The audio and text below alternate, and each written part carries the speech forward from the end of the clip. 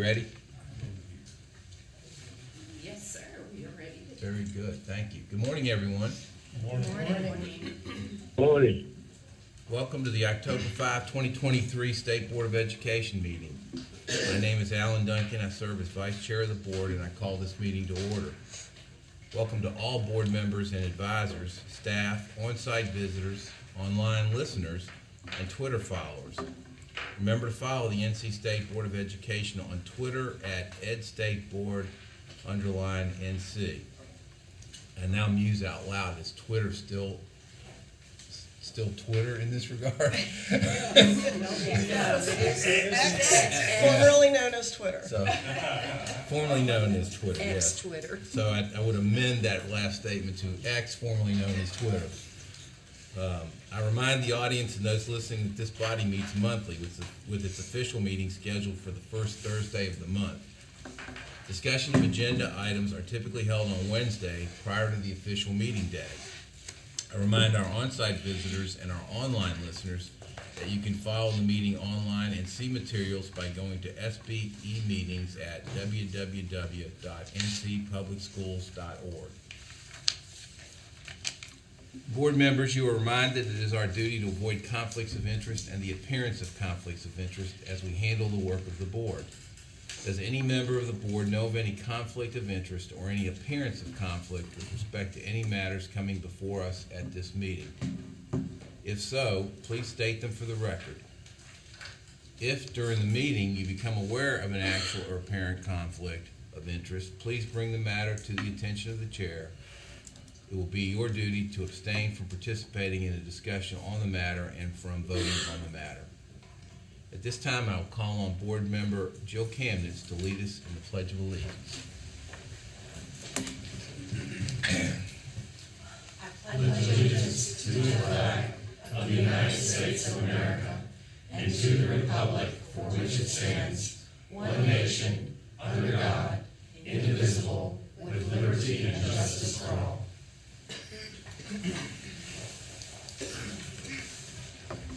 We will now hear from our State Superintendent, Catherine Truitt, who will provide her report. Thank you, Vice Chair Duncan, and good morning to all of my colleagues on the State Board, and especially to our advisors, good morning, and our student advisors, good morning, and to everyone listening. If we could go to slide 3, please. So in 2010, Congress passed House Resolution 275, which designated the beginning week of the second Sunday in September as National Arts and Education Week.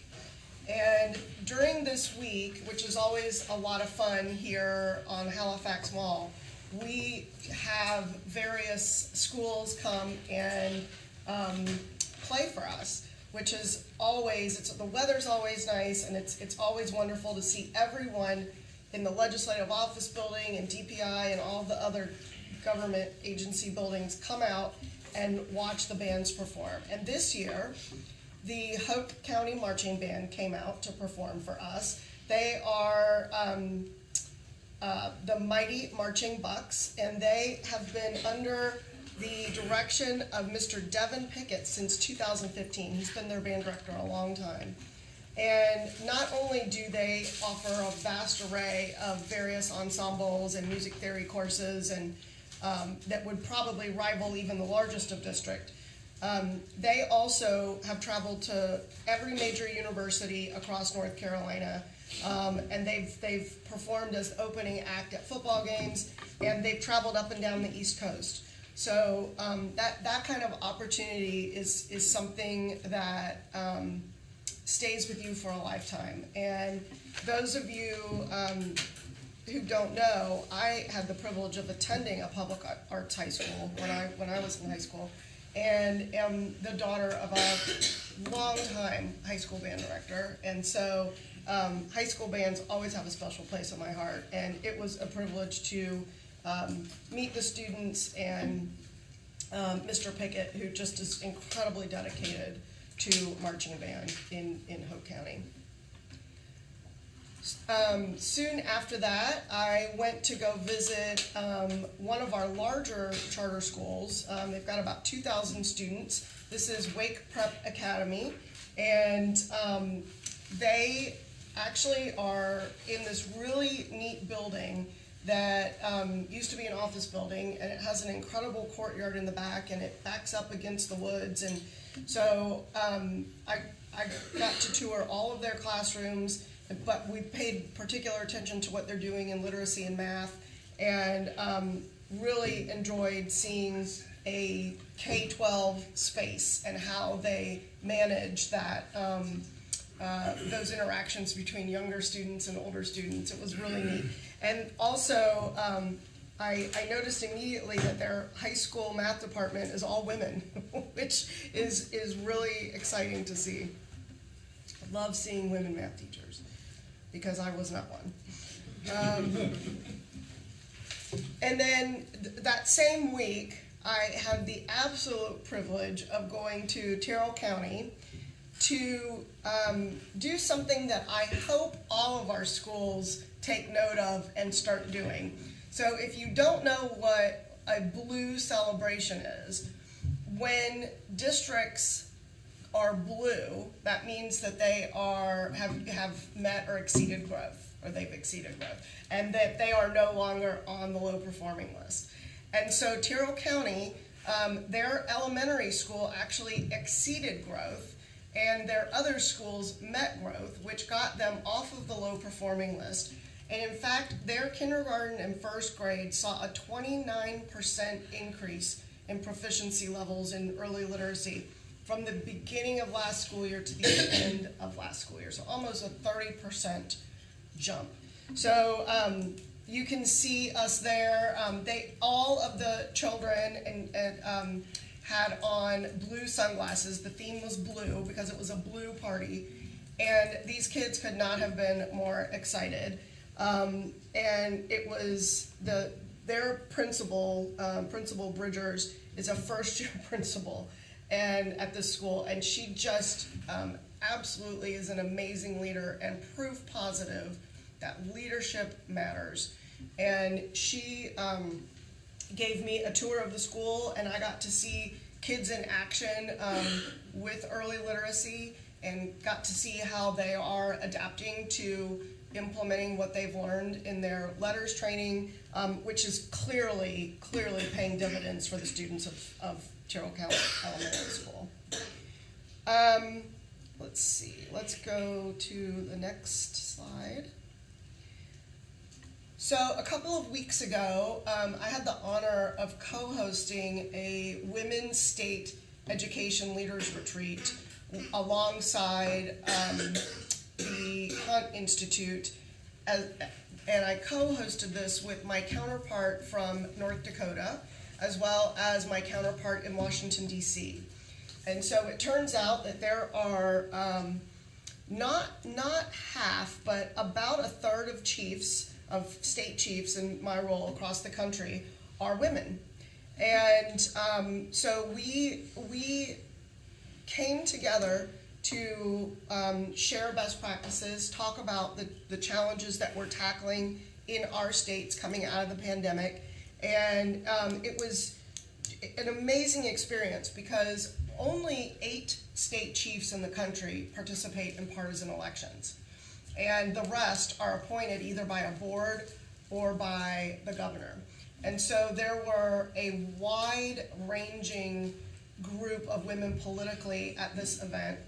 And the Hunt Institute did a really good job of setting the stage so that we were able to talk about our challenges in a space that didn't matter where people fell on the political spectrum, or where the people who appointed them fell on the political spectrum. And so we had a great, many great discussions talking about learning recovery, what's happening in the science of reading, what's happening with workforce, changing demographics in our country, what's happening with the economy and how boomers retiring are impacting both the economy and and joblessness. We talked about, we learned about generational differences, which is a topic that continues to fascinate me as we look to try and recruit a generation of young people who do not see themselves going into education. So it was. I think not only was a good time had by all, but it was a very useful endeavor, and everyone, I think, left North Carolina feeling better for having been in one another's company. And then I also traveled to Asheville the day after that event. I traveled to Asheville to speak at the North Carolina Forestry Association's annual meeting.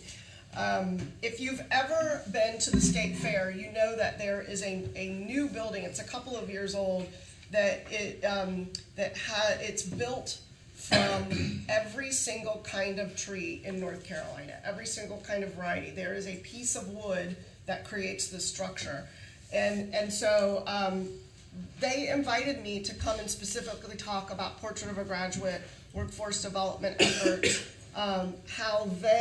Because we know the construction trades need more people, and so that was a really great opportunity to talk to them about career and technical education, and how we are helping to fill that pipeline. And I was excited to be able to share with them that for next school year, agriculture education is going to release a course called AN 53, which is AN 53 Natural Resources 2 Forestry, which is a specific credential that is industry aligned to forestry.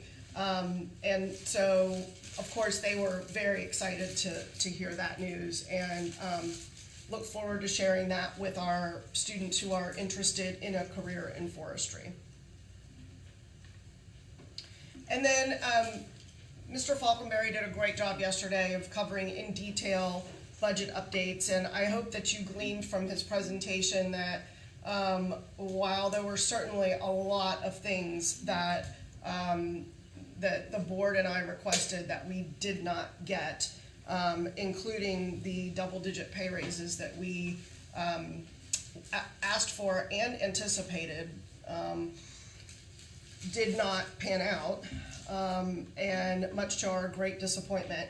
But there were some things that we were able to point out yesterday that include continued investments in early literacy. We heard that great report yesterday about advanced teaching roles, and remember, that has never been funded by the state. So $13 million is actually a great amount of money to be able to continue with that program and be able to do the kind of further evaluation that we all discussed yesterday at the board table. But I also, you can go to the next slide, Maria, people can just read these, but I also want the board to know that we will be sharing with you all at the planning and work session 2 critical pieces that we will go to the legislature with in this short session, which is really just around the corner. I mean, we will come back from Christmas, and it's very likely that by the end of February, we will have to have our short session asks ready to go to the legislature for the short session start likely at the end of April. And those two things, amongst others, but these 2 very key pieces will be a plan for professional development for middle grades teachers, as well as a statewide framework, policy framework for math, whose goal will be Math 1 proficiency, which we do not have in our state right now. Algebra 1, or Math 1 as we call it in North Carolina, because we have integrated math, is the gateway course to post-secondary success for any careers that involve math.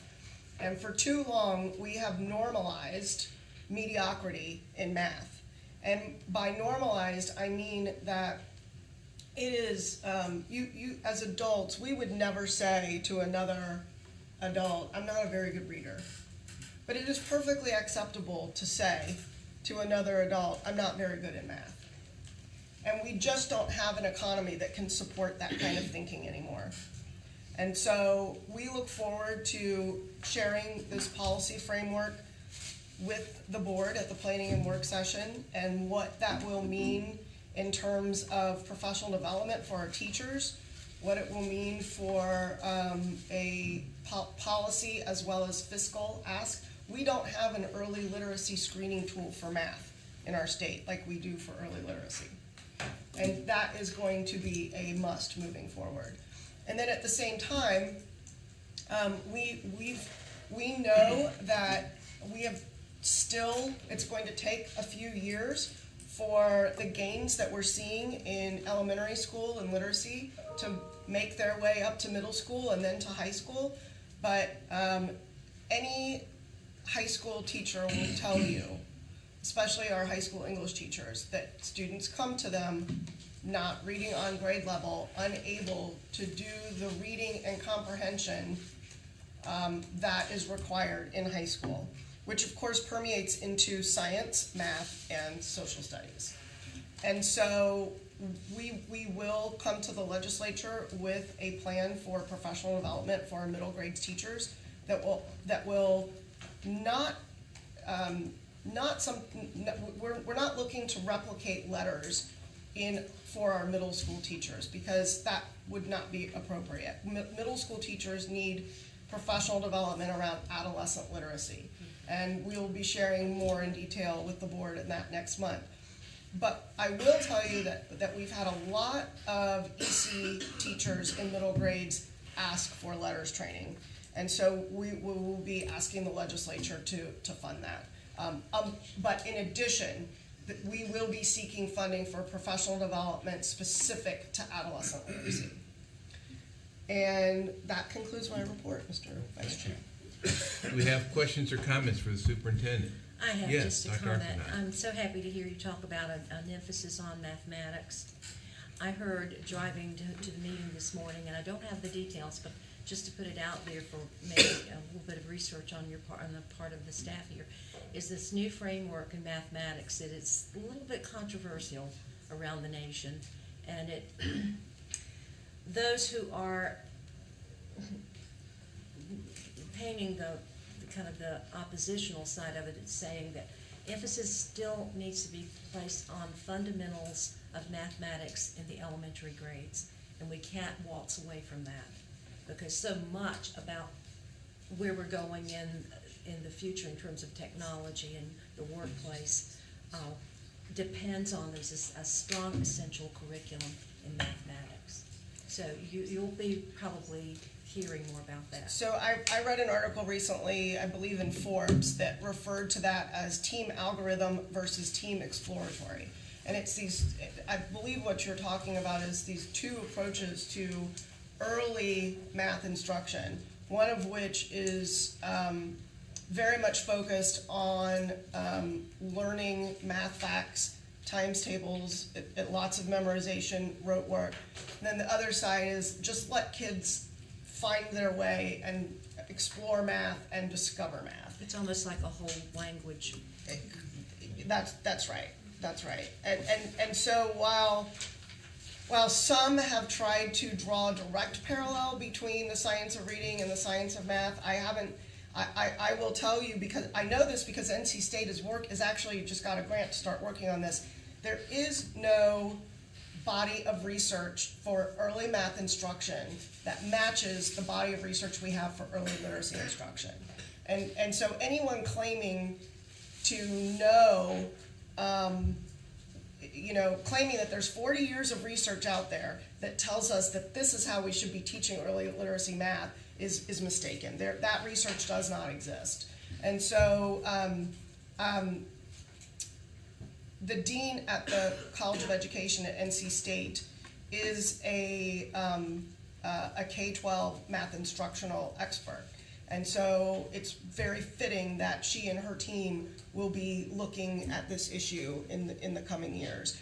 But in the meantime, we do have some best policy frameworks that we can put forth and that center around that statewide goal for all students for Algebra 1 readiness.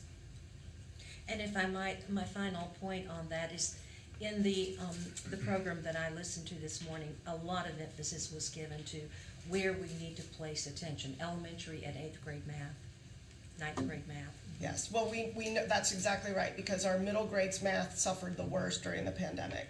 But fortunately, that's where we've also seen our biggest gains, is in middle grades math, because that's where we quite frankly directed or suggested to our districts that they invest their ESSER dollars. Thank you, thank you. Thank you. Other questions or comments? Yes, Church Falwell. Not a question, but never know when to bring these things up. I just want to remind all of our employees at DPI that we're entering into open enrollment for the state health plan. This plan has about as many participants as the domestic employment base of Berkshire Hathaway, JP Morgan, and Amazon combined. So it's kind of Herculean to get through open enrollment. So just want to encourage all your HBRs and your HR directors to encourage people to go to open enrollment early, not late. Don't stick your tongue out at the finish line. Do it before the deadline is concerned. And just wanted to add that to the superintendent's report and to tell you that we've been able to freeze family premiums for the 6th straight year. We have people in this building who are working 1 week out of every 4 to pay the family premium based on their income. I don't control what people make, I just try to control how much they get to keep. So I just wanted to report that to you. We're facing some major challenges with some of our diabetes / weight loss drugs. You've been reading about these, and you're going to read a lot more about these, and I'll be informing the board about it later, but just very quickly. I believe that the market capitalization of Novo Nordisk has now exceeded the gross domestic product of the country that they reside in. So the stock market value of one company is now larger than the GDP of Denmark. And we're finding, and anytime anybody mentions 1% in this room or 0.5%, your eyes probably glaze over. We're finding there's a possibility that 2% of the national spend on this product is coming from your state health plan. 2% of the national spend is coming from this state health plan. Hundreds of millions of dollars a year. So just thank you for letting me share that. I never know when to say these things, except I'm trying to bring information to your employees. Thank you for that timely report, especially for the employees knowing about the open sign-up period, so thank you. The only thing I don't have for retirees is that there was a 4% supplement granted in the budget. I don't know when it's going to be paid. I know when we're going to pay it. I got your attention. You get mine. I don't know what it's gonna be. Well, the General Assembly has a way of telling you to do things. You now have an audience of 1. No, not really. Well, in the room, I mean, sorry. The General Assembly has a way of telling you what to do, but then they want you to do it like that, but they want to fund it over 12 months. So they want us to pay all the money out at once, but they don't pay us every month. So anyway, it's going to be in the next 60 days is my point. But since the budget was so late, and since there's strict deadlines regarding your retirement check, we got to make sure we get it in the system properly. So it'll be somewhere between this one and the next one. As long as you don't have to come and ask for something back, I can live with it. Take your time. Do it right. If I do, you'll be the first one I come to, because I know how generous you are. All right, Mr. Hall just declared this meeting a success. Are there any other questions or comments for the superintendent? All right, well, why don't we, as Mr. Hall glories in this news, why don't we take a short break and we'll come back here at 9:40.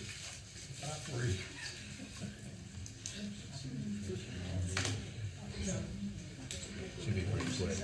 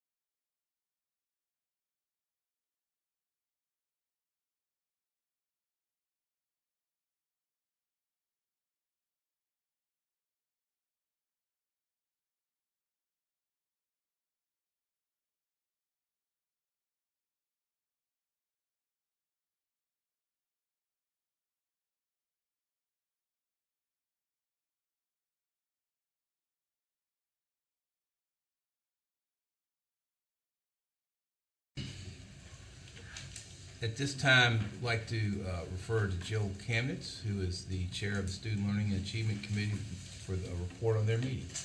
Thank you, Vice Chair Duncan. Dr. Olivia Oxendine and I share the responsibility for this committee. And we started out, as we always do, with an item of new business. We received standard revision updates. We had three brief ones: healthful living and guidance. In both of those cases, the survey data is surveys are closed, and the data is being organized by the Office of Learning and Recovery for review by their respective data review committees. Surveys of World Language Draft 1 are open until the middle of this month. And then we took a closer look at K-12 arts, which includes music, dance, theater arts, and visual arts. Draft 1 is complete, and surveys of this draft are open until the middle of November.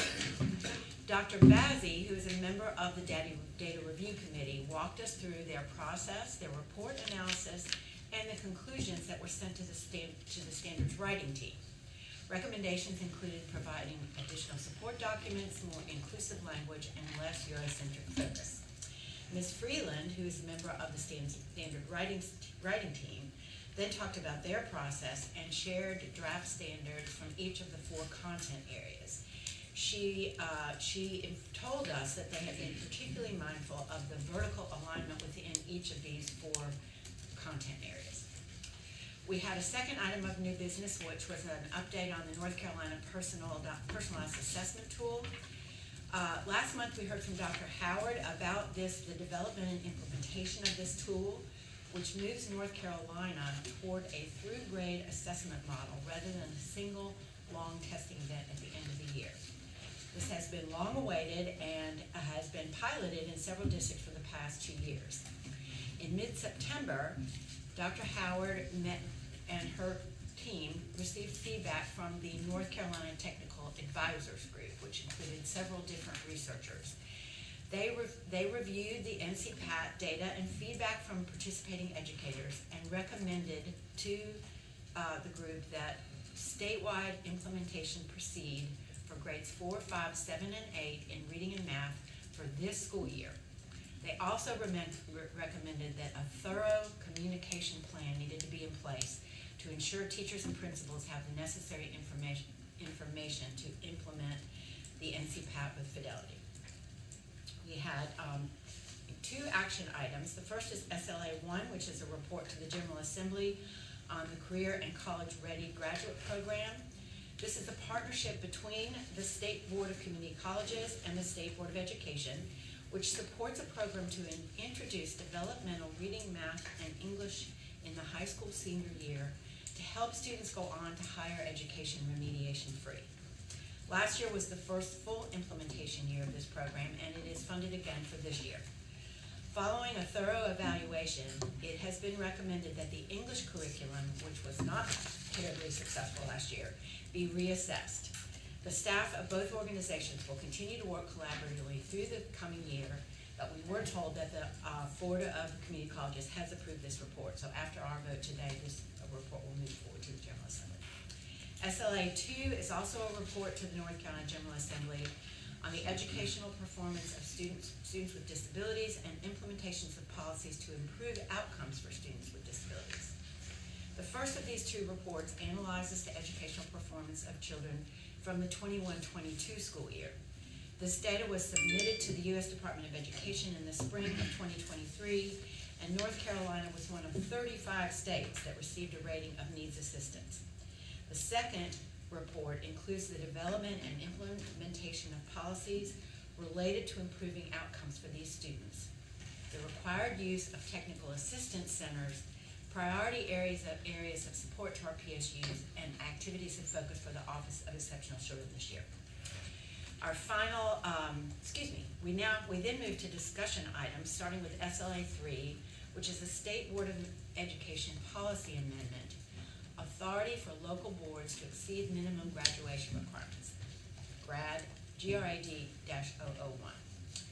The passage of HB 259 has necessitated this policy change for the 23-24 school year. Basically, it establishes a procedure for students who wish to graduate from high school in 3 years. The student must submit a waiver request form signed by a parent or legal guardian if they are under the age of 18. Student parents or guardians must meet with a representative of the high school or district administration to discuss the implications of early graduation. The student must meet the minimum state board requirement of 22 credits. If all these requirements are met, the local superintendent shall approve the request. A technical change we are hoping to get a technical correction to HB 259 that will guarantee students can graduate in 3 years, but will allow districts to continue to require additional credits for students who choose to complete in 4 years. This proposed policy is consistent with the proposed technical correction.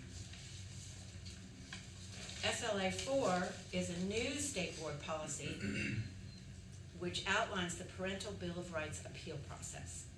Legislation requires that we establish this procedure if a parent requests a parental concern hearing.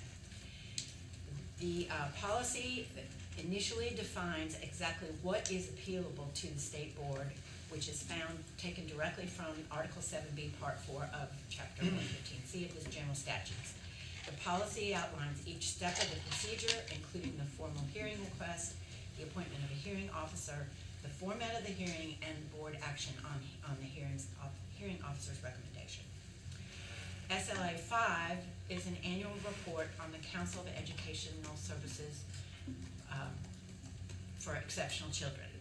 The 24 members of this council represent parents, teachers, higher ed, the public, including charter and private schools, and the business and vocational community. This year, their recommendations centered on the outreach which they plan to do next year. First, they are going to regularly invite organizations that support families in navigating the education system to come and speak with them about best practices and challenges. Second, they plan to do a survey of other organizations that serve families around mental health concerns. We'll look forward to hearing the results of this outreach in the coming year.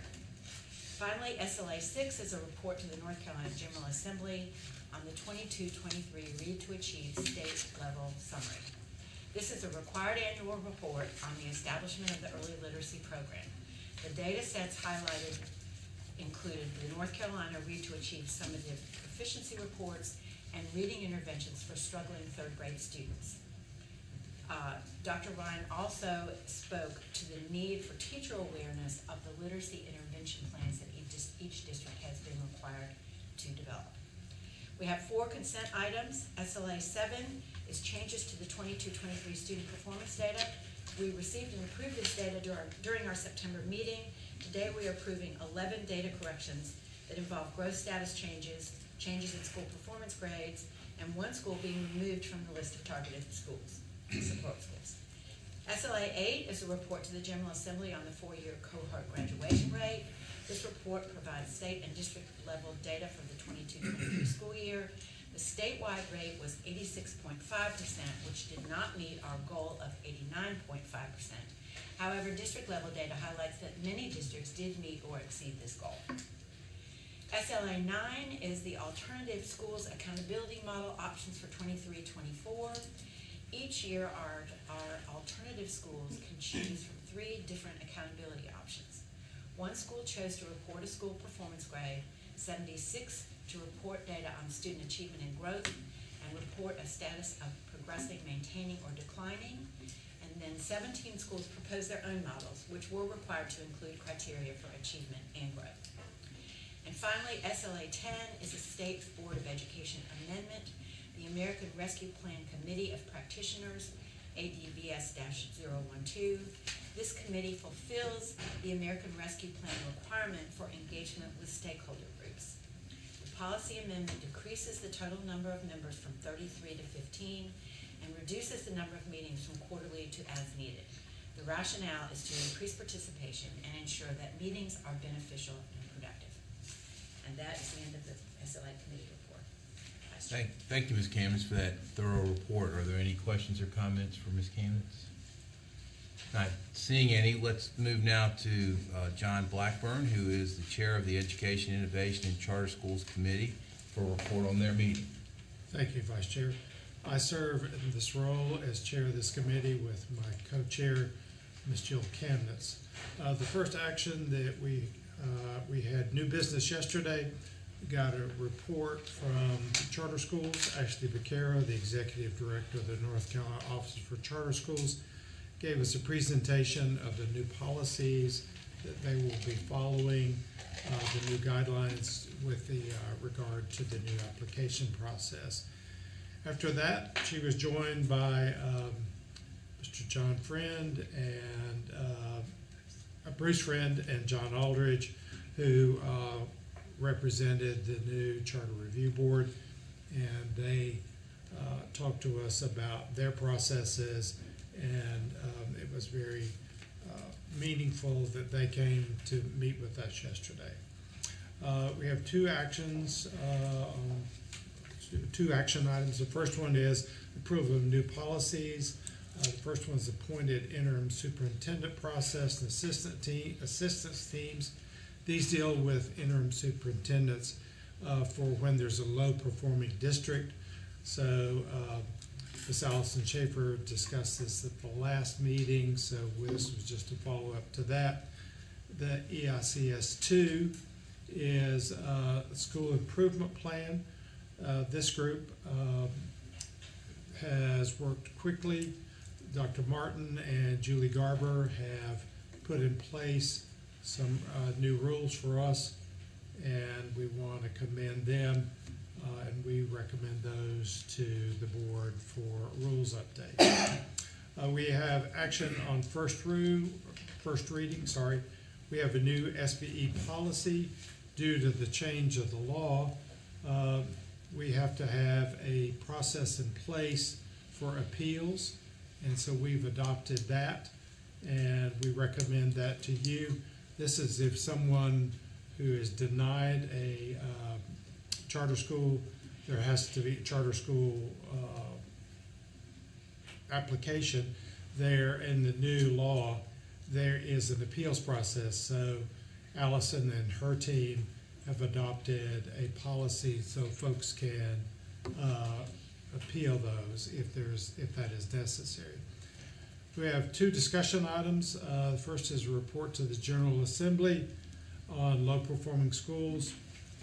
This was given by Dr. Oates and Mr. Dixon regarding the summary of findings of low-performing schools. Pretty robust numbers in there. We continue to share our concerns for the low-performing schools. The data's in there. We would encourage you to look at that data and study it for the next meeting. EICS 5, Dr. Julie Marks gave us a wonderful presentation about ESSER-funded supports for educators in North Carolina with regard to multi-level coaching and professional development for chronically low-performing schools. This was a tremendous amount of data, and I encourage my fellow board members and the public to look at this. This was a very meaningful report to all of us, I think, on the board, and we will learn a lot from looking at her report. So we compliment Dr. Marks and her team for presenting that to us. So, Mr. Chair, that concludes my report. Thank you, Mr. Blackburn. Any questions for the committee? All right. Thank you very much for that report. Very well done. We now move to the Healthy Responsible Students Committee report and Mr. Reggie Keenan. Mr. Chair, we're going to let Wendell do it because I'm on the phone. I want to make sure I come through clearly, but Mr. Hall's going to preside with that. Very good. Thank you, Mr. Keenan. We'll turn to Mr. Hall. Thank you, sir. At this point in time, I will give a report on the Helpful Responsible Students Committee that was presented to us yesterday on behalf of Mrs. Small, I think it's her last name, Suzanne. I don't see her in the building, but in the room. But the presentation dealt with the mental health issues dealing with the whole child in the state of North Carolina with our K-12 population. We have seen documents and data that support the need for continued mental health services for our school-age population. The gist of the meeting, it was the information that was presented that each one of us had this document presented to us at our desk concerning the specialized instructional support personnel. The committee is asking for the board's continued support for funding for these positions, counselors, social workers, school psychologists, and also the flexibility. In the budget that was presented or passed by the General Assembly, that flexibility is one of those areas that's in there. Instead of hiring just $100 million worth of school nurse, that it would have the flexibility of going in units and deciding whether they need one, or they can take those dollars and do something else with it. As far as the mental health needs of our students. We did hear from our principal of the year, who spoke, who's a member of the committee, who spoke about his student services program at the, I think it's Green Central High School. Do you have any comments beyond what you mentioned the other day, Mr. Green? Just like to reiterate the importance of those positions and how valuable they are, particularly in low-wealth places of need, that they serve not only a function to the school, but to the community as well. You've heard it firsthand. It can't be said any plainer than that. So we're asking that the board do support the priorities and the funding request, continued funding request for these positions in the short session of the General Assembly when it comes back in. That will be our recommendation, Mr. Chairman, for the whole child and healthful living condition of kids. Very good. You also have, I think, one action on first reading, the Interscholastic Athletics Independent Appeals Board. Okay, yes. The item number 2 on our list, we have 5 additional appeal board members that's coming before us for action by the board. Allison Schaefer, our lead counsel of law, presented those 5 names to us yesterday, and I will present those names again. We have Bobby Guthridge, Stuart Hobbs. Bobby is a former AD from Wake County. Stuart is a former superintendent. So is Ronnie Spencer, Jim Watson, and Kathy Spencer. Our 5 nominees coming before the board to serve on the appeal board at this present time. I will say that we do need these additional people. The appeals are coming right and left at times, and we do have, I think it's 5 senior members. And it's really, we need to add some more members to help them to deal with these appeal processes coming before the board from the North Carolina High School Athletic Association. We know there's a lot of things going on within the association right now, and we're going to work through those issues as we move forward. Just remember, and I always said this, there'll be a game Friday night at the high schools across the state. I bet you that. But anyway, with that being said, that's a recommendation that we approve the 5 new members of the appeal board. Thank you very much, Mr. Hall. Are there any questions or comments from Mr. Hall? One thing I do think it's appropriate for the board to lift up the contribution of the 5 people who have served on as the appeals board for the first year. They have given tremendous service and will continue to do. They still remain as one of the members of the appeals board. But just to give an example of how responsive they are, and there's multiple examples of this, it was not unheard of to get a call at 9:30 or 10 o'clock on a Saturday morning with a championship game being held at 1:30 or 2 in the afternoon and a request for a hearing being made, and these people pulled together and did it. So we owe them a great debt of gratitude for being as flexible as they were, as thoughtful as they were, and as timely responsive because they had the interest of children in mind throughout. So we very much need to express gratefulness to them for the work that they've done and continue to do. That brings us then to our Government and Community Affairs Committee meeting, which is chaired by Mr. Wendell Hall, and so I don't stray far. I come right back to you, Mr. Hall. Thank you, Mr. Chairman. Appreciate that. Along with Jill Kamitz, the co-chair of this committee, yesterday we did hear a detailed report coming from Mr. Falkenberg, Jamie Falkenberg, the Director of the Community Affairs Committee, with action taken by the General Assembly, looking at the funding and the programs that the General Assembly did fund. I'm not gonna go into detail to the budget. It's only 625 pages.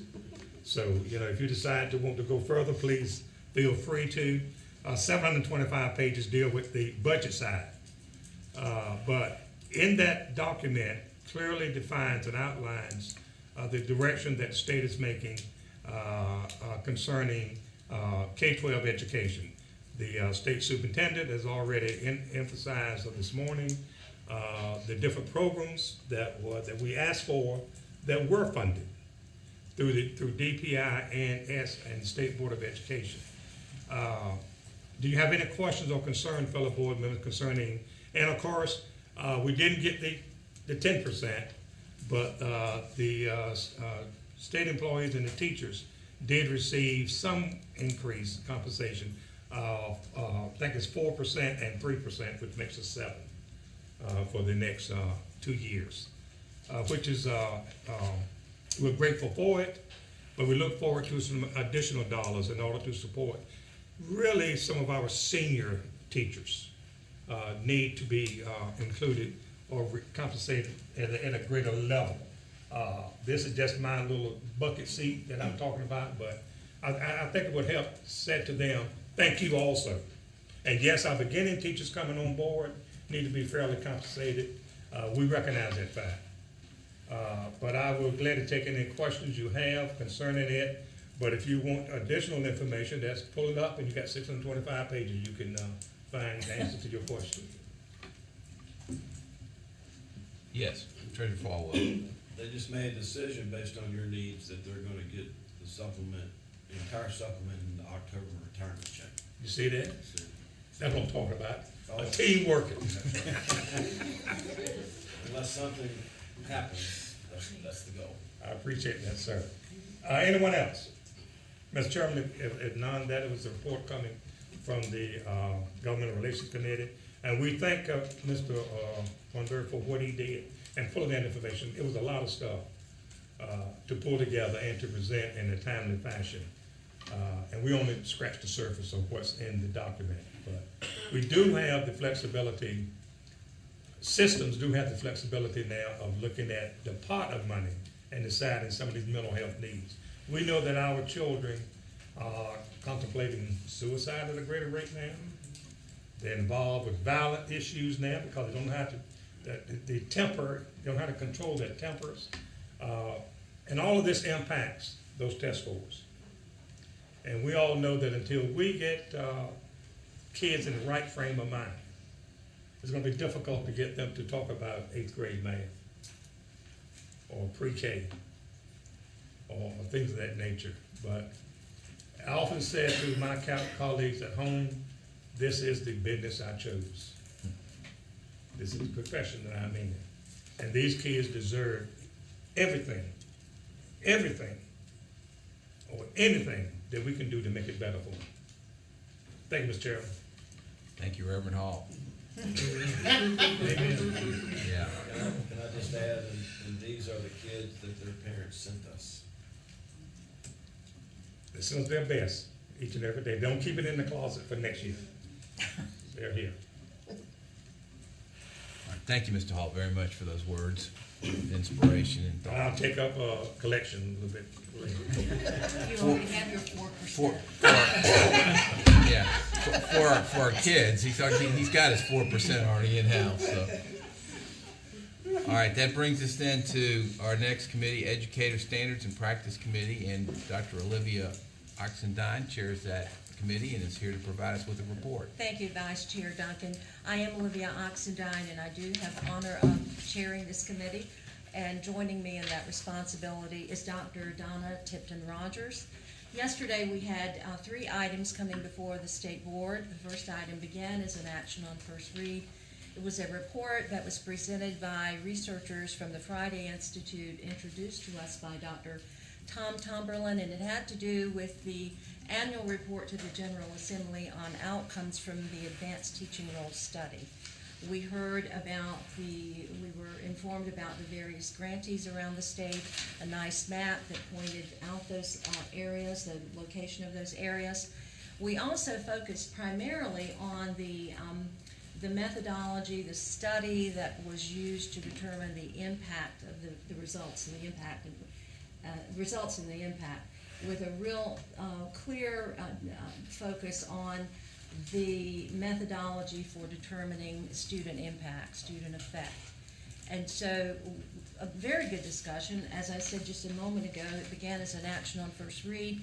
A decision was made to come back next month in November and to act on that report, and also to review and study and review a cover letter that Dr. Tomberlin has agreed to add to the report. And within that cover letter will be more of a highlight on the limitations of the research methodology, but also a plan to going forward in terms of how we can strengthen an approach to collect better data from our grantees in terms of the challenge seems to be matching the teacher taking part in the advanced teaching, or it could be an instructional coach most likely, but how to attach that teacher with students, with a given population of students. In other words, the sample or the treatment group. So that is the work of researchers. Researchers know how to do that, and over the next several, I'm not even going to put a time frame on it, but there will be a lot of work around that particular component of the methodology. So the cover letter will address will go into detail about the limitations, so the General Assembly will have a good sense of what our grantees and what the department is encountering in terms of a solid research design. And that's going to be very important for the General Assembly to understand that, and it won't be easy. It's going to be a challenge to put it in words in a cover letter. But we have the expertise in the building, and we have the expertise within the Friday Institute research team and others who have a vested interest in the outcomes of this model, because there are other partners that play a role into the design of the model, as well as the research component of it. So that letter will be critical, and it will be coming to us next month for our review. Do you have any questions about ES&P 1? Also, because this is very important, because that report is due on the 15th of October, okay, so the plan yesterday is this. Dr. Tomberlin will submit to the General Assembly what is called a shell. Don't ask me what that is. It's a shell, and I guess it's a partial report, and with the understanding that the full report will be on its way in short order. So that we are meeting that deadline of October 15th, the shell will be transmitted to the General Assembly in November after we study and approve the cover letter, and the report itself that was presented yesterday. Then the full report will be sent over to the General Assembly. Any questions? Okay, the next item is ES&P 2, presented by Dr. Seibberg. Once again, we have two of our community colleges, Pitt and Robeson County, where I'm happy to the community college in Robeson County is on the move. So, and so is Pitt. I highlight Pitt, absolutely. Can't leave Pitt out for Jill. But anyway, they have submitted to the Department of Community Colleges a request to offer the residency certificate in the area of elementary education. And you have a letter in your material from the president of the community colleges where he has transmitted all the information needed for us, the state board, to act on that request. That's in your material. And so we are, just in short order, we're going to approve that those two community colleges have the opportunity to offer a residency licensure certificate in the area of elementary education. That is really good. The last item is ES&P 3, and it's pursuant to LICN 003, presented to us by Kim Evans yesterday. A new cut score for the EdTPA in the area of career technical education. That new cut score is 30, I believe it's 33, yes.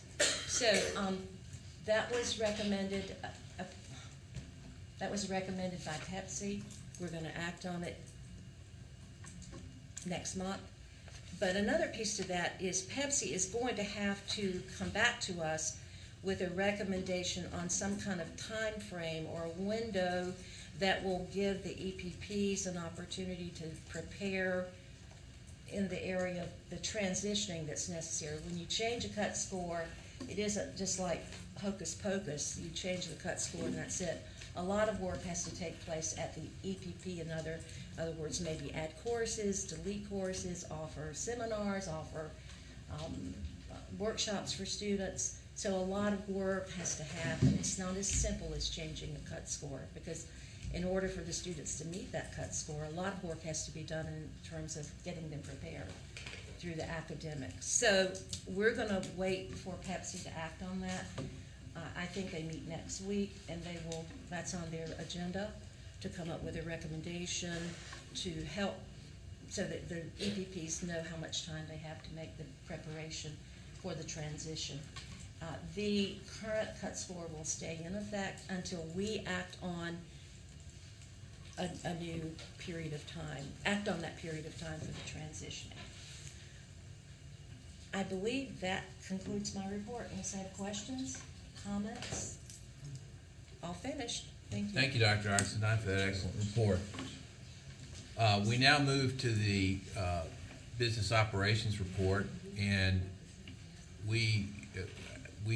John Blackburn and I lead that committee, and we have some additional committee meetings to start with today. As you may recall, Biz Op 1 involved some contracts where there was a necessity to have a closed session, but we are now ready to present those contracts to the board. Both of these are over $500,000. The first one is a Read to Achieve alternative assessment contract, and Dr. Amy Ryan is here to present that to us.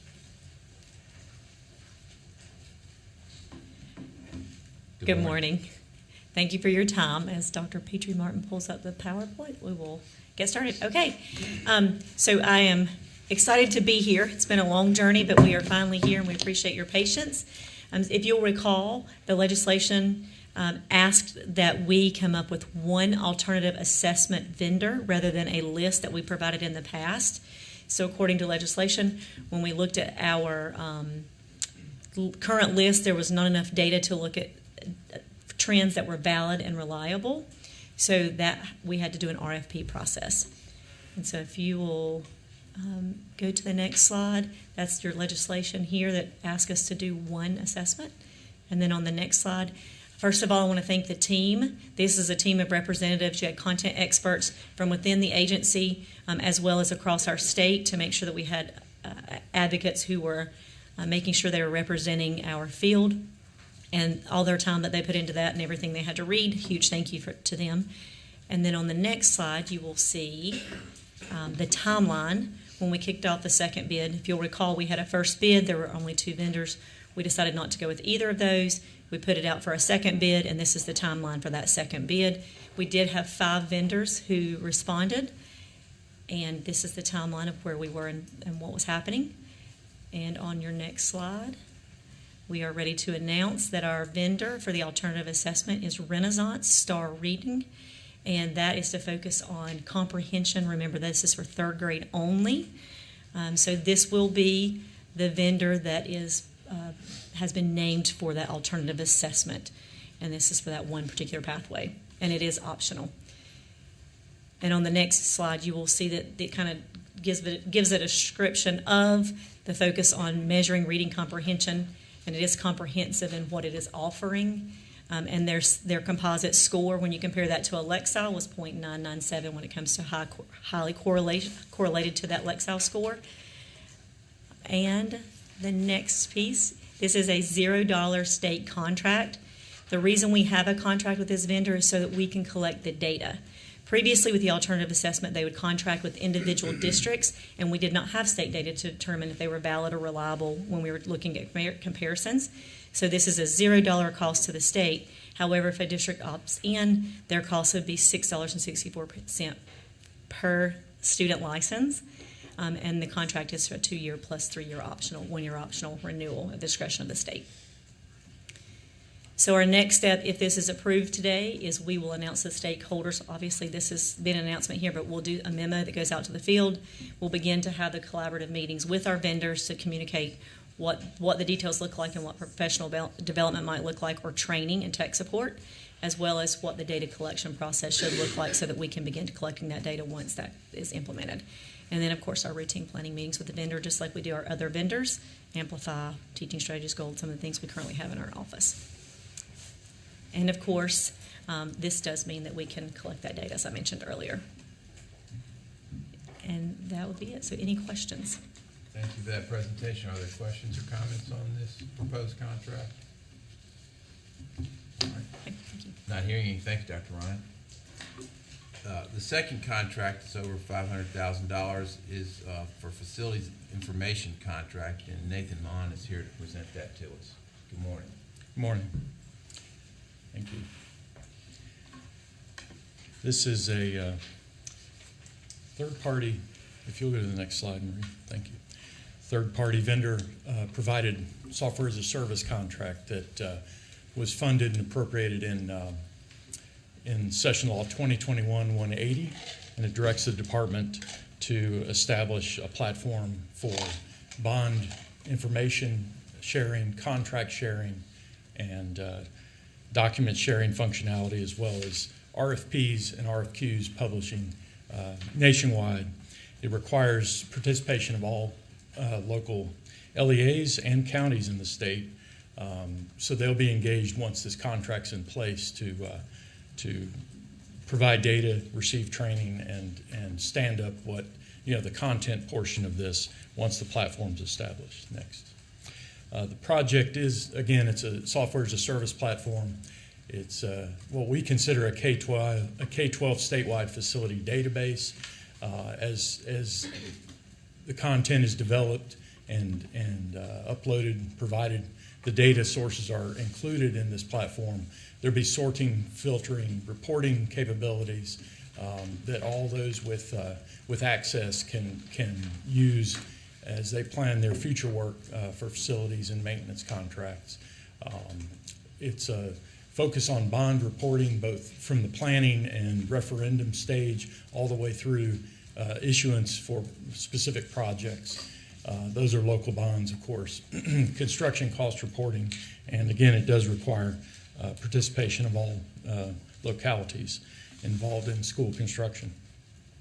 Again, the team was 17 members here at DPI, working through the procurement process, along with agency representatives from state DIT and the Department of Administration.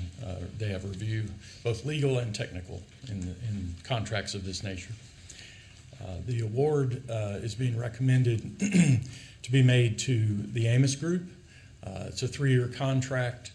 And we negotiated to the $1 million appropriation that we received from the General Assembly, and the amounts there for years 1, 2, and 3. The bulk of the work, of course, is initially when the platform is developed and established with the needs of our state included.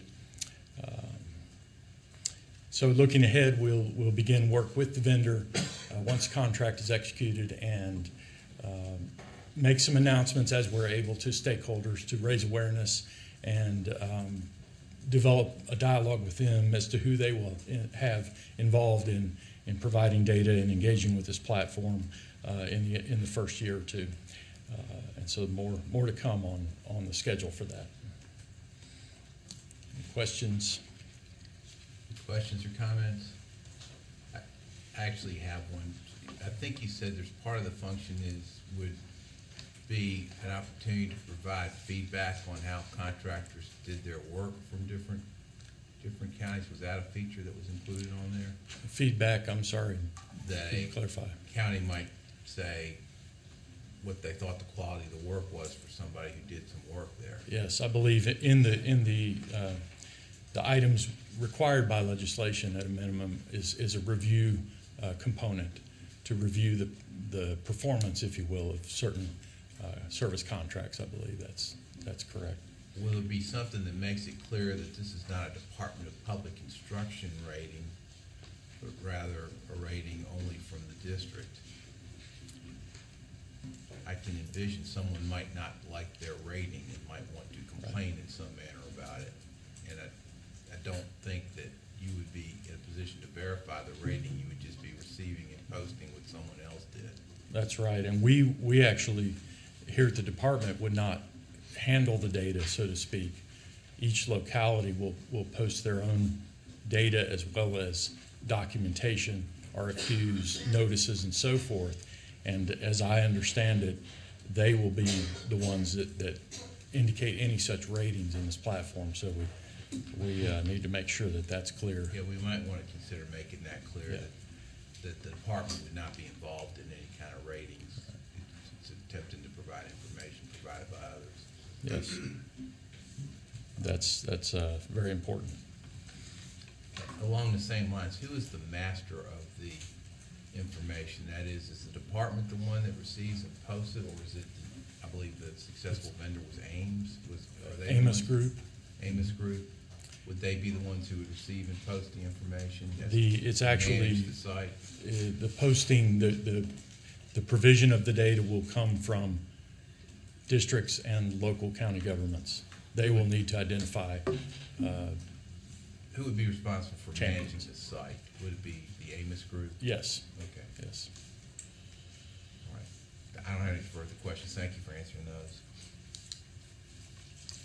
I have a quick question. You mentioned something about, and I'll have to go back and do a little bit more reading on this, about local government, so county government. So explain to me their piece of this. I think that remains to be seen as the platform is developed and fully realized. I'll read from the legislation, which was on that first slide. It's bolded. I bolded it just for the benefit of the audience. All local school administrative units and county governments shall participate in the platform and share relevant information. Okay. And that's in the legislation. Okay, so that's not fully defined yet. That's right. Thank you. All right. Any other questions? Thank you very much, Mr. Mon. And that's a matter for action on first reading, both of those contracts, BizOp 1. BizOp 2 is the cooperative agreement with the North Carolina Department of Justice and the North Carolina Department of Public Instruction, and this is the agreement that allows the Department of Justice to provide lawyers who serve as lawyers in all workers' compensation claims around the state for the department. And that's a separate contract that is here for approval on action on first read. Then we move to our action items. BizOp 3 is a rules update on further revision or approval for temporary Rule 16, paid parental leave. The two primary items that were discussed here were if someone moves from one PSU to another PSU, what is the applicability of the parental leave policy, and the details were set out, including that if you move from one that has it to another that doesn't, that doesn't mean that you will get it. If a charter school or PSU has opted out, for example, and you transfer there, it would not continue. Or if you came from one that opted out and went to a traditional school, then it would not necessarily transfer. That was explained by Ms. Schaefer, and hopefully I said that right. So that plus the notion of intermittent leave, where we are allowing selection to be made by the parents for intermittent leave, but obviously no longer than the 1 year cap time frame when the leave period would run out. BizOp 4 was the policy amendment with our employees' benefit and employment policies, and was as explained to us by Ryan Collins. That is the internal benefits and policies procedure documents that mirror the changes that are being made with the temporary rules on the same issues and concerns. Biz Op 5 is right of entry and easement. We had folks from Duke Energy who were kind enough to come and provide us some additional information about the proposed easement for the North Carolina School for the Deaf in Morganton. As a result of our time with them yesterday, there has been some work done.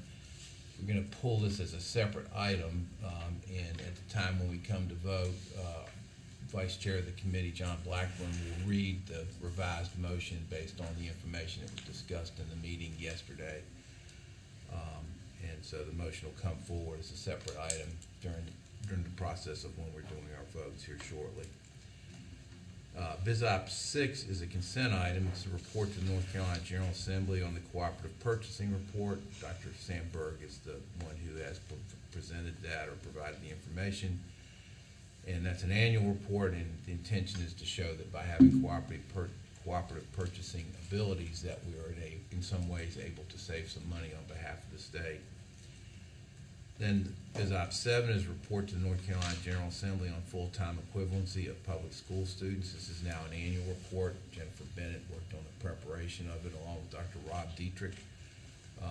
And it is, as you may recall from our meeting last month, if you were to look at the report itself, it's several thousand pages and has a great amount of detailed information down to every classroom. Biz Op 8 is the last of our consent reports. It is a report to the General Assembly on the limited local board and education waivers that are allowed to be presented or approved by the state board. So you will see in that report those waivers that were provided for class size, and again, they're down to the class in the limited number of waivers that were granted. And then the limited number of calendar waivers that are granted based on the language of the statute, which relates to an average of how many days the school been canceled, typically because of weather issues, whether on the east they be hurricanes or on the west they be substantial snowstorms. So that has a list of those that are granted pursuant to the statutory authority calendar waivers. We had available the updates on contracts, both executed and planned, and did not have any questions on those. And we had available and reviewed the monthly budget report. Again, there's no questions on those. So that would conclude the Biz Op committee report. Are there any questions or comments on any of those items? I have a quick question. Sure. I'm looking at the North Carolina NCSD pre-construction. I'm sorry, I don't know the item. Okay. But anyway, it has to do with the handout that we have, the motion. That's Biz Op 5. That's the right of entry and easement Right. information. I Yes. just have a quick question about. Please. So I know it says midway, the sheet of paper, we go into owner responsibilities. So, well, is there going to be a point person here at the department? I know the owner, in parentheses, is into the North Carolina School for the Deaf, but will there be a contact person here? If Mr. Mon is still here, I think he would be the best one to provide the details of that process. And he is. Thank you. Yes. You're welcome. Yes, the school planning section Would be that. performs capital project coordinator duties for the residential school campuses, and we work closely with campus leadership on I any see. capital project at those schools. And this would, we would monitor this closely as well.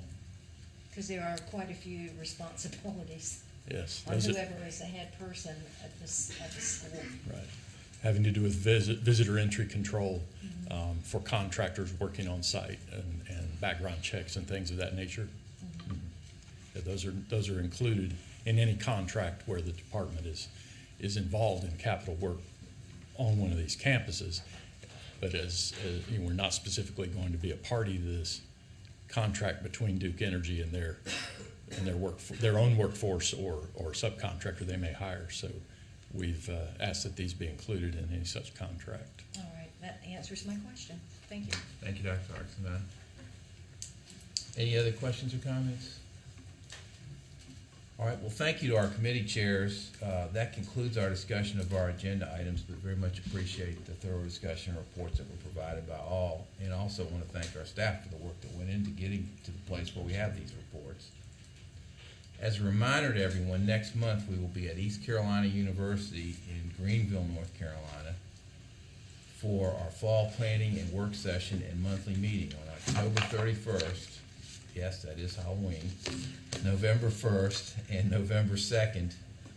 We're excited to be joining the ECU Pirates, and we want to thank the leadership of ECU for working so closely with NCDPI staff in preparing for this event. So we very much appreciate the opportunities to be on our college campuses in this university system, and with a very welcoming environment we receive when we go. So we're very appreciative of that and look forward to this visit to East Carolina University. Mr. Chair, the dates of that again? Tuesday, October 31st, Wednesday, November 1st, and Thursday, November 2nd. The retreat part will be on Tuesday and Wednesday. The committee meetings and votes will occur on Thursday. We do notice, I chair the State Banking Commission, which is meeting that day, so I'd like to request online access.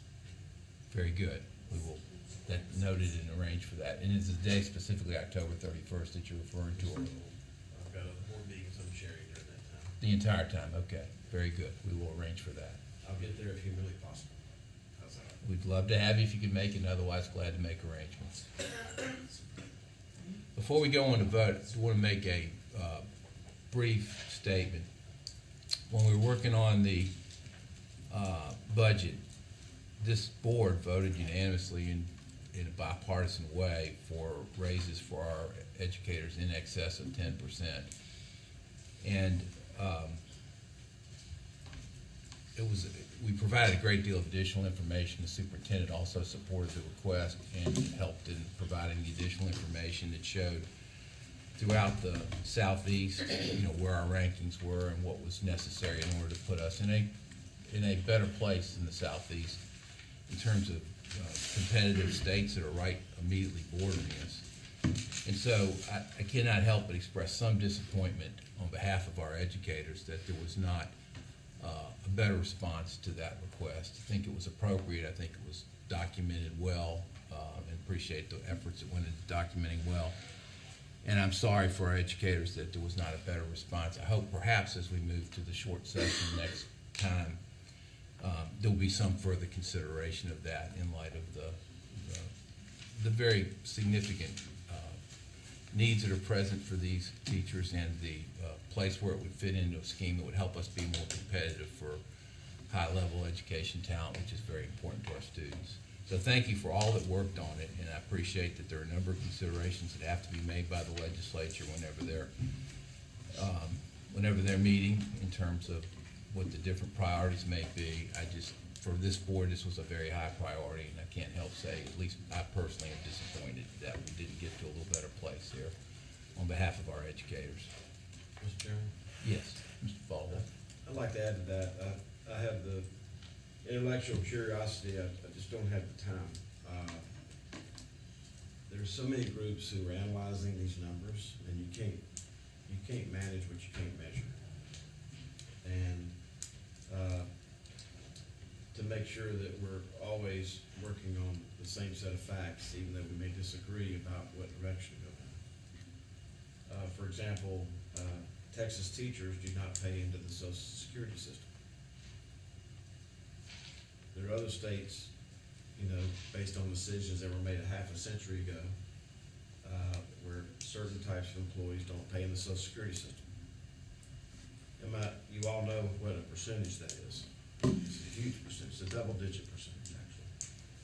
So my point is that I hope I have the intellectual curiosity to do this, I just don't have the time to do this, will someday actually compare apples to apples, so that in actually to really solve this issue, that we can make sure that we're working on the same set of facts.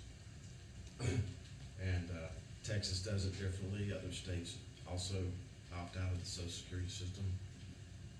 And, they put more money in the pension plan. They put more money into their 401k matches, which we don't do at all.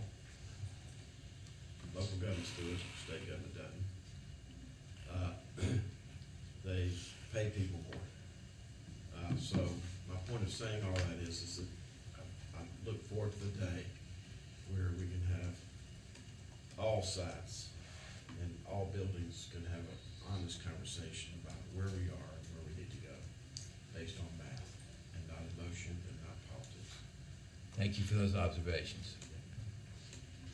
Any other observations or comments? Yes, Superintendent Truitt. So, because you're at the board table, will ask you, my understanding is that one of the challenges with increasing teacher pay is that a 1% pay increase costs about $60 million to the state. So for every 1% we give teachers, it's about $60 million. It used to be that 11%, maybe a decade ago, correct me if I'm wrong, about 11% of teachers' pay were their healthcare benefits. Now that is 30%? Right, the combined healthcare and pension is approaching 30%. The employer contribution rate, which is the amount this building sends in for all the employees, is 16.2% for the pension plan. That percentage used to be 11%. It was forecasted when Harlan Bowles left the office in 2001 that it was going to be a pretty steady percentage of payroll. I say this with due respect to both previous treasurers. One who was the treasurer during 9/11, when the stock market was closed. We went into a mini recession that resulted in the pension plan losing billions of dollars. And I know I should be more elegant when I say this, but Treasurer Moore didn't have a damn thing to do with 9/11. He just happened to be the treasurer when that happened. And then as hard as he worked for 8 years, as soon as Treasurer Cowell got elected, she was hit with the great financial crisis. And the plan lost $23 billion. And I know it's kind of twisted to think about this, but when you lose 25% on your money, you gotta make 33% of your money to be back to where you were, even when we're not sending out retirement checks every 30 days, which this year is $7 billion in gross benefits for the total plans. Too long of an answer, but to tell you that this employer contribution rate, which was here under Harlan Bowles, and now it's here, has to do with two external events that no treasurer ever had responsibility for, which is the 9/11 and the great financial crisis. That is what is elevated the employer contribution rate on the pension.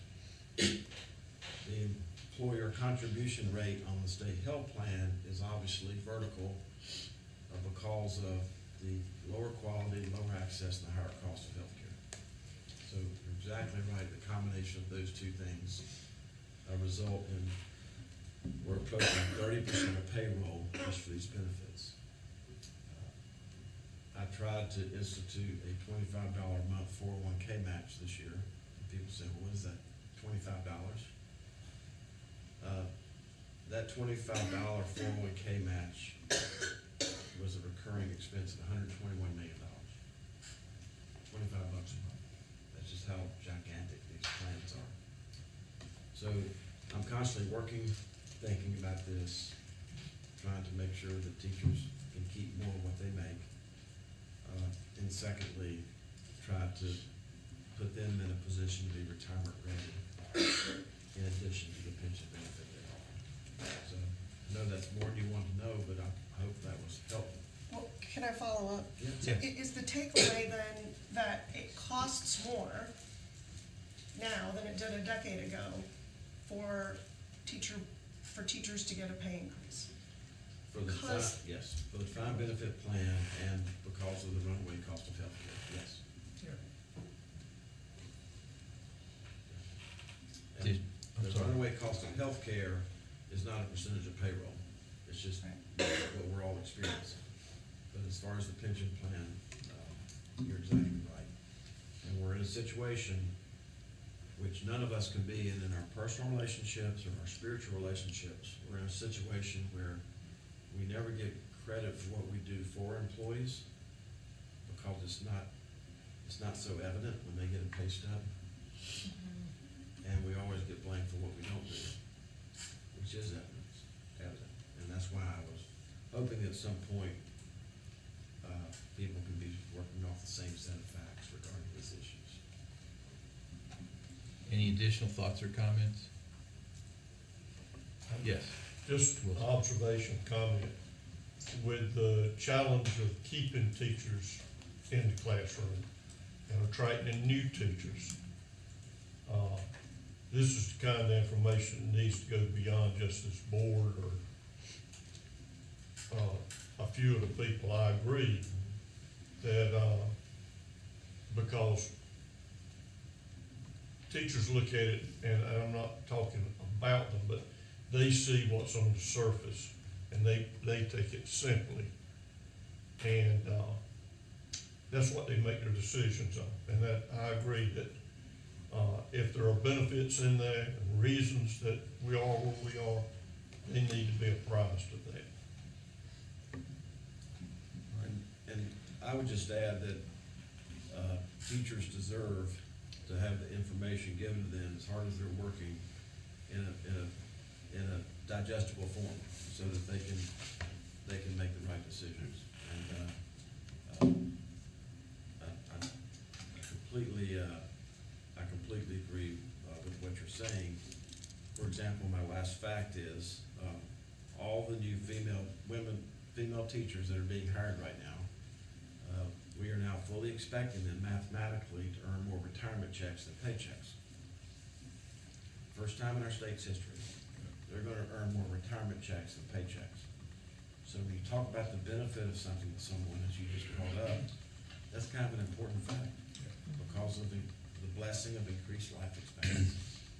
So my ICT teacher is a sophomore in high school. They're still drawing a retirement check. And you know, I'm 65.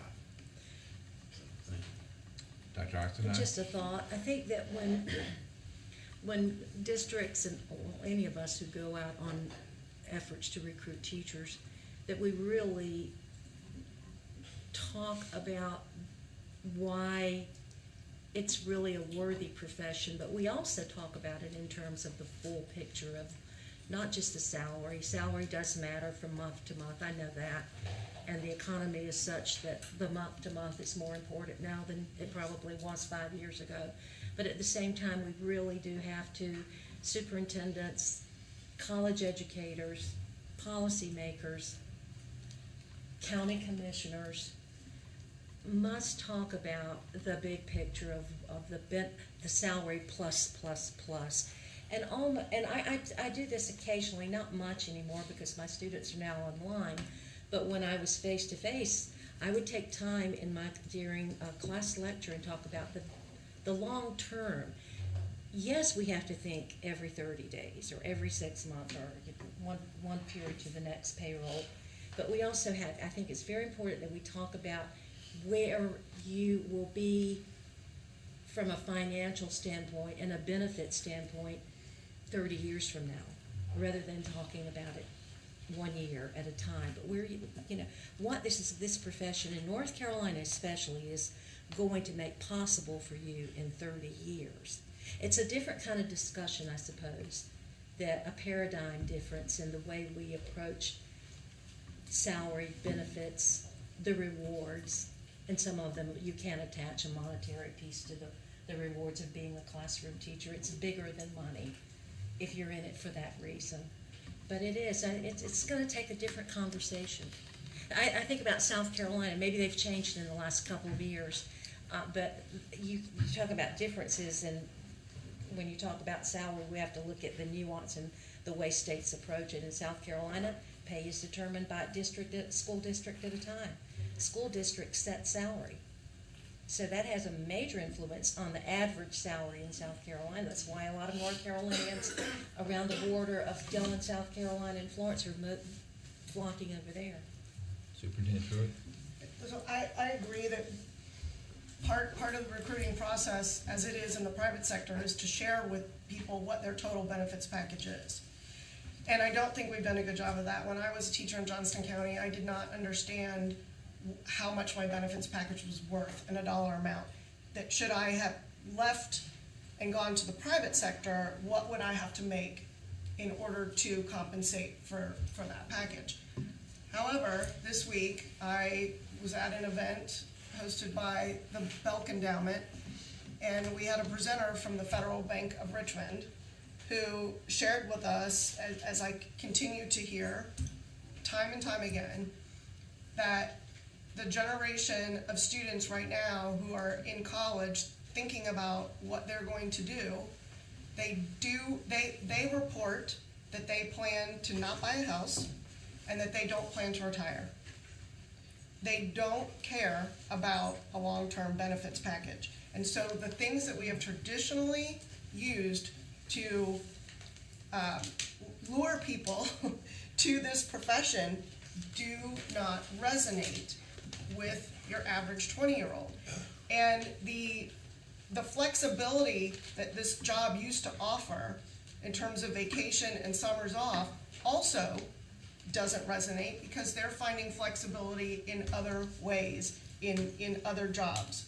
So I think it's, what's interesting to me about this conversation, Mr. Treasurer, is that I am so sympathetic to veteran teachers, and it's not just veteran teachers, it's really anyone, but especially veteran teachers who have lost purchasing power because the increases have not kept up with inflation.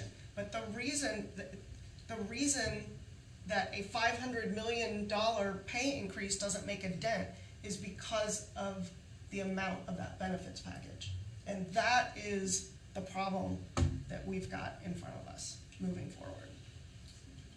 And I would just add, Mr. Chair, that, and I thought I had the Pension Investment magazine with me, but it's estimated in the next 4 years that 90% of the corporations in America are going to be defeasing or getting out of their defined benefit programs. Scary.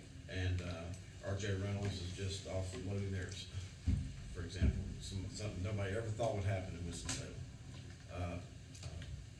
I and previous treasurers have been committed to preserving, strengthening, but figuring out how to sustain our defined benefit plan for the next generation of public service workers. I've never backed off that, and previous treasurers have never backed off that either. It's 50, last thing to go off with, if you ever talk to anyone, it's 55% of income. Once you retire with your 30 years, it's just they can think of 55% of their last average 4-year pay as what they will get for the rest of their life.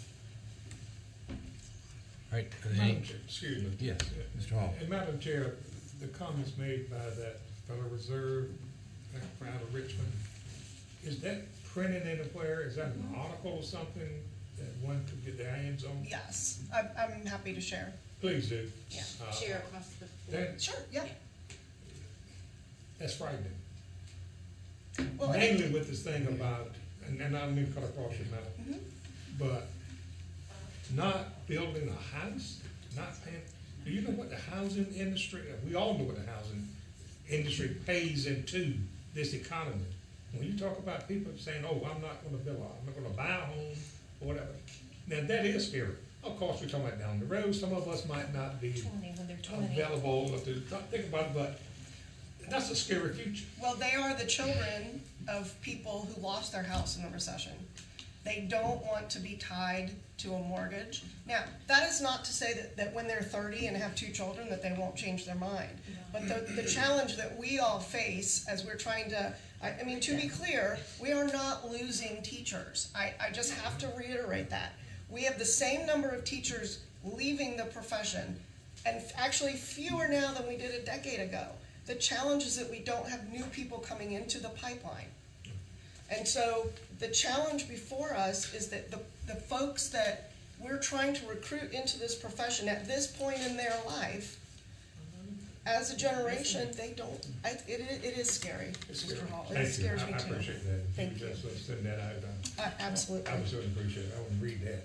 You can ask DMV Commissioner Goodwin how many 16-year-olds are not getting their driver's license. That's exactly right. How many 18-year-olds have never had their driver's license? They're not getting their driver's This whole license. paradigm that she's referring to is translating into civic clubs, churches, DMV, and workforce. They don't date, they don't have part-time jobs, they don't have driver's licenses. It is a generational shift the likes of which we've never seen. It's social media has played a role in that. All right, any other, I'm gonna wrap this up by saying, I'm still very disappointed by the teacher compensation. We've had a very interesting, Amen. we've had a very interesting discussion, but back to the, I'm very disappointed. And so, I hope for more and better as we go forward. I think it's critically important. We're not All right. Go ahead, I'm sorry. We will now vote on any item requiring action from your committee reports. A thorough discussion and report was provided on each item, including any respective consent items. Remember, any item on the consent agenda is primarily not complex and may have come to the board for discussion the prior month. I note also that board members have seen these consent agenda items since last week. At this time, I ask if there's a request to remove any item from the consent action or action on first read agendas. And keep in mind, as I say, that ES&P 1 has been removed for discussion next month, as Dr. Oxendine described to us. And Biz Op 5 will be voted on separately. Is there any other request? All right, not hearing any. I ask for a motion to approve the following.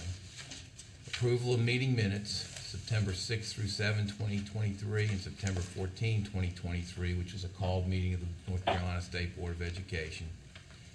Voting items SLA 1 through 2 and 7 through 10, EICS 1 through 3, HRS 1 through 2, ES&P 2, BizOp 1 through 4 and 6 through 8, and the limited license and initial professional license approvals that we heard. Yes. Treasurer Falwell moves, seconded by Ms. Kamnitz. I would ask Dr. Petrie Martin to call the roll to capture the vote. Dr. Oxendine. Yes. Mrs. Kamnitz. Yes. Mr. Keenan. Yes. Mr. Hull. Yes. Dr. Tipton Rogers. Yes. Mr. Blackburn. Yes. Treasurer Falwell. Yes. Lieutenant Governor Robinson. Yes. Vice Chair Duncan. Yes. Chair Davis.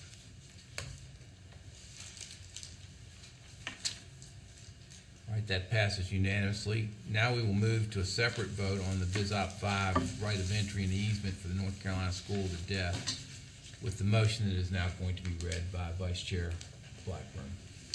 Mr. Chair, BizOp 5, right of entry and easement, Duke Energy underground power line at the North Carolina School for the Deaf in Morganton. I move that the State Board of Education approve this request for a right of entry and easement for Duke Energy on the North Carolina School for the Deaf's property, but that our approval be contingent upon Duke Energy agreeing to and following North Carolina School for the Deaf's rules, regulations, and policies regarding contractors on its campus to ensure the protection and safety of its students. These requirements shall include, but not be limited to, all necessary safety precautions, and that all Duke Energy staff working on the property be subject to screening via the Sex Offender Public Registry and/or criminal background check. These requirements shall apply to Duke Energy at any point they are on the North Carolina School for the Deaf's property for the construction, installation, operation, and maintenance of the new electric service distribution line. Thank you, Mr. Blackburn. That requires a second. Is there a second? Second. I think Treasurer Falwell beat you That's to good. that one, so. Checks in the mail. So at this point, let me ask Dr. Petrie Martin to call the roll to capture the vote on this separate motion. Dr. Oxendine. Yes. Mrs. Kamnitz. Yes. Mr. Keenan. Yes. Mr. Hull. Yes. Dr. Tipton Rogers. Yes. Mr. Blackburn. Yes. Treasurer Falwell. Yes. Lieutenant Governor Robinson. Yes. Vice Chair Duncan. No? Chair Davis. All right, that motion passes. This brings us to the end of our voting, and we're now perilously close to adjourning. So moved.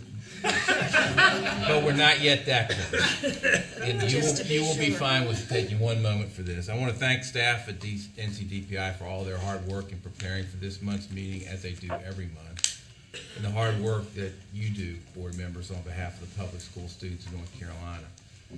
I want to stop and pause and give particular thanks to Dr. Petrie Martin. This will be her last meeting as Director of Board Operations.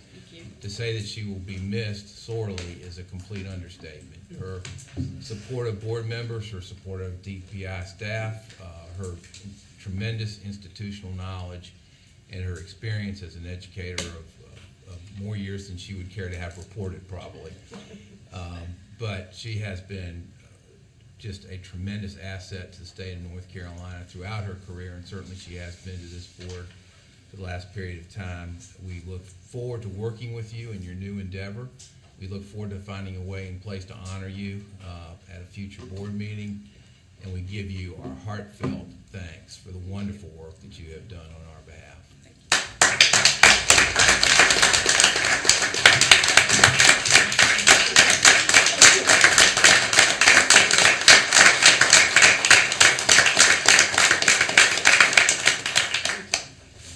At this time, I call on Treasurer Falwell for what I believe will be a motion.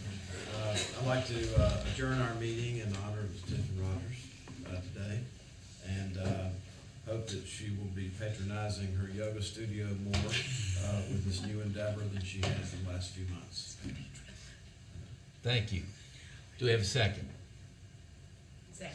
Thank you. Dr. Petrie Martin, can you please call the roll? Dr. Oxendine, Yes. Mrs. Kamnitz. Yes. Mr. Keenan, Yes. Mr. Hall, Yes. Dr. Tipton Rogers, Yes. Mr. Blackburn, Yes. Treasurer Falwell, In honor of Mrs. Petrie Martin. Yes. Lieutenant Governor Robinson, Yes. Vice Chair Duncan. Yes. We stand adjourned. Thank you all. Let me go to my mailbox. Yes. I should have put in a request today.